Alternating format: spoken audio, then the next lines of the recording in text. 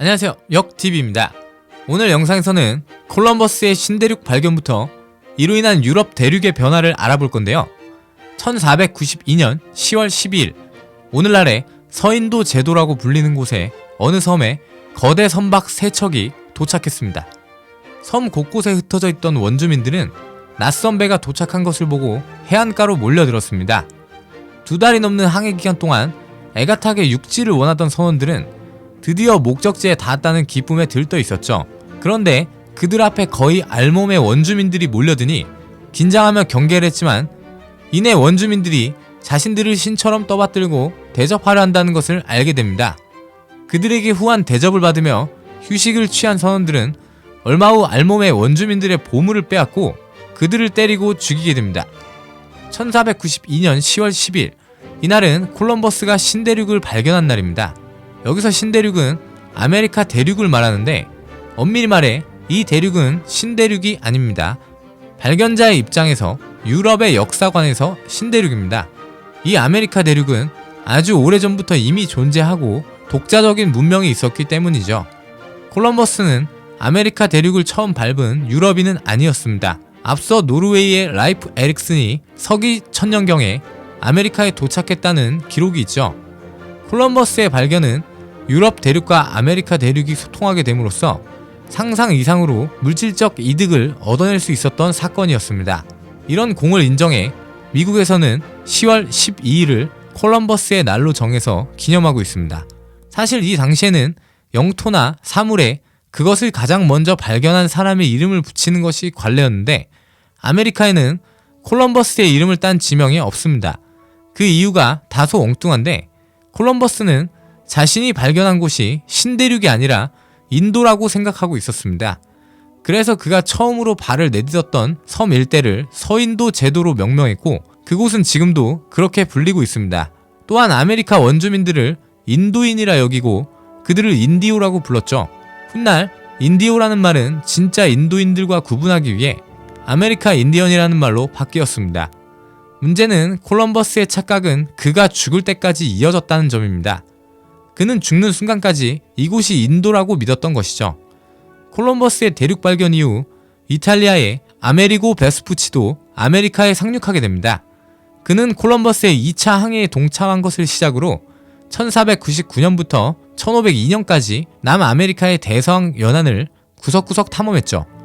그는 시간적으로는 콜럼버스보다 늦게 아메리카를 탐험했지만 그곳이 인도가 아니라 전혀 다른 대륙이라는 사실을 깨달았고 여기에 아메리고 베스푸치가 신대륙을 발견한 최초의 인물이라고 생각한 지도 제작자 발트 죄밀러가 1507년에 세계 지도를 제작할 때 아메리고의 이름을 적어 놓았고 이때부터 이 대륙이 아메리카라고 불리게 되었다는 설이 있습니다. 아메리카 대륙이 발견된 당시에 15세기 유럽 사회는 큰 혼돈의 시기였습니다. 십자군 전쟁이 끝난 후 교황의 권위는 땅바닥으로 추락했고 흑사병이 대륙을 휩쓸고 지나간 탓에 봉건 영주들은 쇠락의 길을 걷고 있었죠. 반면에 국왕의 권력은 막강해졌습니다. 중앙집권적 통치 형태가 갖춰지면서 근대적인 영토 국가의 모습이 만들어지고 있었는데 이럴수록 유럽 각국에서는 영토와 관련된 분쟁이 끊이지 않았습니다. 그런 과정 중 각 국가들은 자국의 승리를 위해서는 힘을 길러야 한다는 사실과 그것을 위해 경제적 기반이 우선 갖춰져야 한다는 사실을 깨달았죠. 또한 농업이 전문화되면서 상업적인 형태의 농업이 발달하고 도시를 기반으로 상업이 발달하면서 초기 자본주의가 등장합니다. 시간이 갈수록 자본가들이 세력을 확장했고 부에 대한 욕구는 눈덩이처럼 커져갔죠. 그러나 이 시기 유럽인들에게 공포를 안겼던 막강한 국가 오스만 제국에 의해 동로마 제국이 멸망당하고 지중해가 사실상 장악당하자 동방과의 교역이 중단되었습니다. 유럽은 오랜 시간 실크로드와 지중해를 통해 동방과 무역을 하고 부를 축적해왔습니다. 그러나 이 무역로가 막힌 유럽은 거대한 위기 상황에 봉착했습니다. 이 당시 동방의 진귀한 물건들과 향신료에 푹 빠져있던 유럽인들로서는 절대 포기할 수 없는 부분이었죠. 이런 상황에서 유럽인들이 주목했던 책이 바로 마르코 폴로의 세계의 기술이었습니다. 이탈리아 출신의 마르코 폴로가 동방 무역을 하던 아버지를 따라 중국 원나라로 갔다가 17년 동안 중국을 여행하며 쓴 기행문입니다. 이 책에는 신비로운 동양에 대한 이야기가 가득했습니다. 이 책을 읽은 이들은 동방에 대한 환상을 가지게 되었고, 이를 위해서는 오스만을 피해 새로운 항로를 개척할 필요성이 있었습니다. 때문에 콜럼버스는 스페인 왕가를 설득해 그들의 원조를 받아 항해를 계획하고 실행합니다. 1492년 8월 2일 드디어 인도를 향한 역사적인 항해가 시작되었습니다.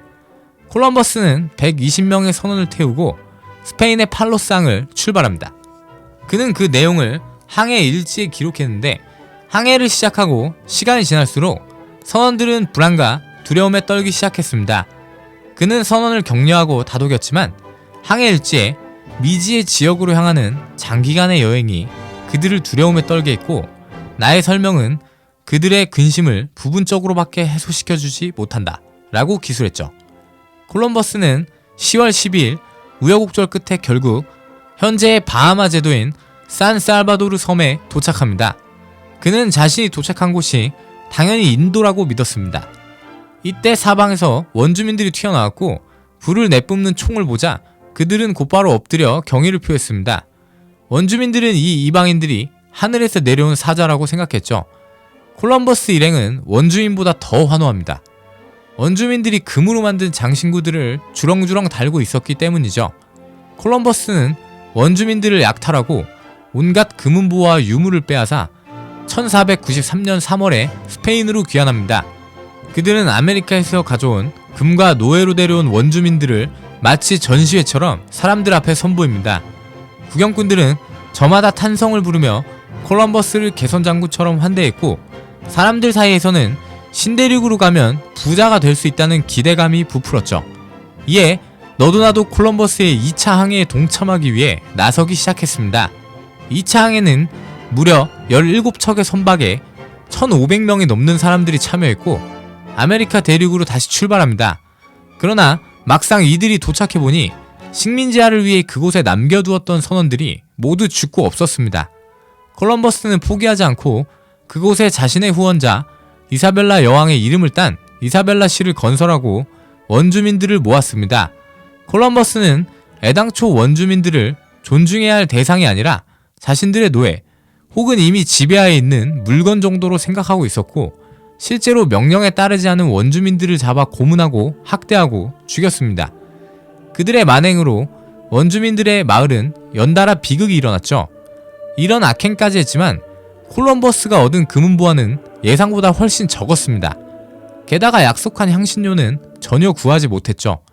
돌아온 콜럼버스에게 싸늘한 시선과 비난이 몰아쳤고 그의 무능함을 비판하는 목소리가 커졌습니다.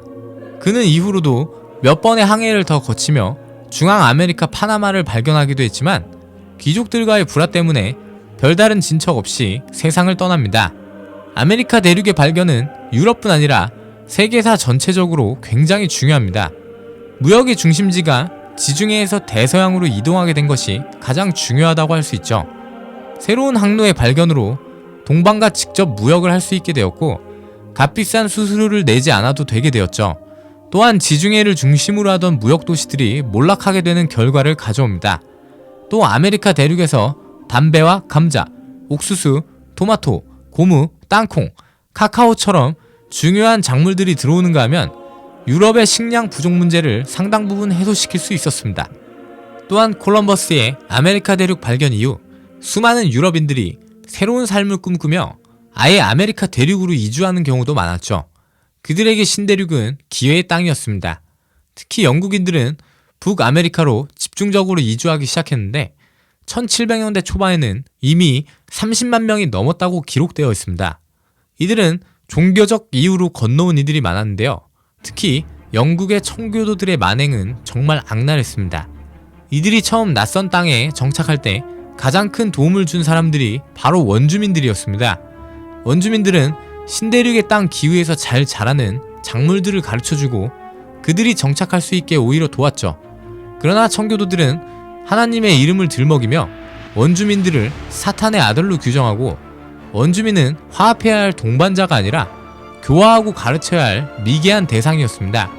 그러면서 미개한 나라에 숭고한 종교 정신을 전파하고 이들을 거듭나게 하기 위해선 폭력의 과정이 필연적으로 동반되는 것이라 믿었죠. 이들을 칼과 총으로 그들의 땅에 빼앗고 원주민들의 문명을 해치면서 자신들의 악행을 정당화시켰습니다. 오랜 시간 지켜온 아메리카 원주민들의 문명은 폭력 앞에 서서히 무너져갔죠. 아메리카 대륙의 유럽인들이 모습을 드러낸 400년 사이에 이들에게 죽어갔거나 이들이 간접적 원인이 되어 죽은 원주민의 수는 무려 3천만 명이 넘습니다. 1830년에는 정부 차원에서 인디언 보호 구역을 만들어 놓고 강제적으로 그 지역에서만 살 것을 명령하기도 했죠.